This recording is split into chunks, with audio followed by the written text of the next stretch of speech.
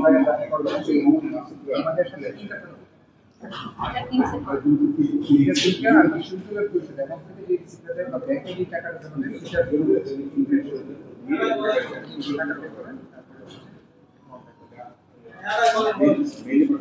সামনে থেকে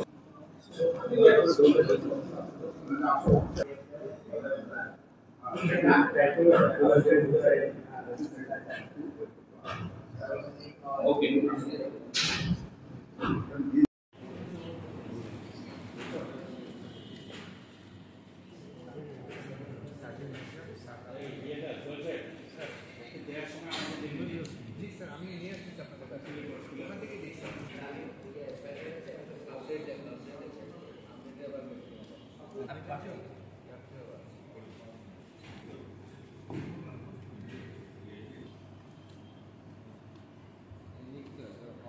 mobile number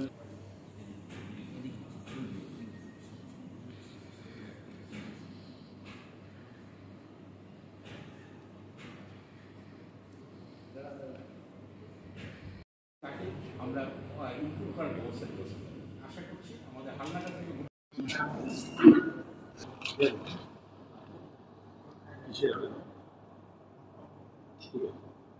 sir ওইদিকে তাকান স্যার।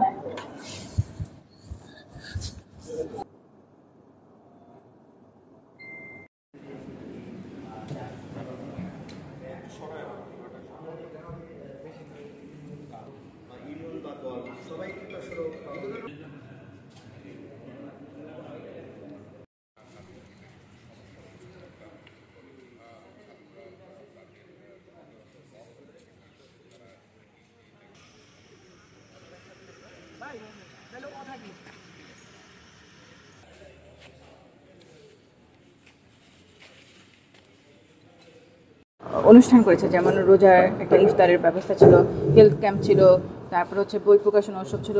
সব জায়গাতে দেখেছি যে আমরা বিপুল পরিমাণে সমর্থন ছিল মানুষের শিবিরের প্রতি।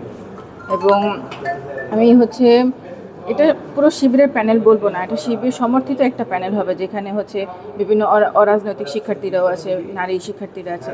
তো একটা ইনক্লুসিভ প্যানেল বলা যেতে পারে। তো সেইখান থেকে আর কি চেষ্টা করছি দাঁড়ানোর, এবং এটা হচ্ছে গণঅভ্যুত্থানকে স্পিরিটকে সামনে রেখে এই প্যানেলটা আসলে সব ধরনের মতাদর্শের শিক্ষার্থীদের নিয়ে গঠিত। নির্বাচনী পরিবেশে আমরা দেখেছিলাম যে কয়টা, যেমন ছাত্রদলের বিদ্রোহী কমিটি দাঁড়িয়ে গেছে এবং তাদের মধ্যে বাকবিতণ্ডা হচ্ছিল। আবার হল থেকে হচ্ছে সাবেক শিক্ষার্থীদের বের হয়ে যাওয়ার কথা ছিল, যেটা এখনও হয়নি। আরও হয়তো বা কিছু সমস্যা আসবে, কিন্তু আমরা এগুলাকে হচ্ছে এভাবে মানে তোয়াক্কা করতেছি না। যদি প্রশাসনের এই বিষয়ে শক্ত থাকে, আমরা মনে করি যে আসলে সুষ্ঠু নির্বাচন হবে এবং আমরাও সেখানে সর্বোচ্চ সহযোগিতা করব নির্বাচন হওয়ার ক্ষেত্রে।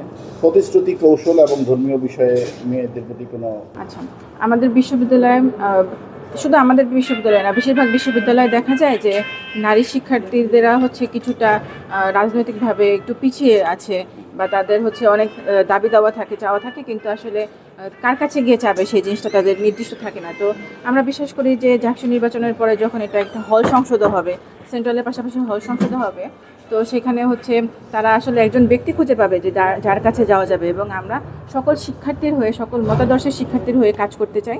তাই আমরা বিশ্বাস করি যে অবশ্যই আমরা সকল শিক্ষার্থীকেই সেবা দিয়ে থাকবো। এবং আমি হচ্ছে আয়েশা সিদ্দিকা মেঘলা, দর্শন বিভাগে পড়ি, মাস্টার্সে।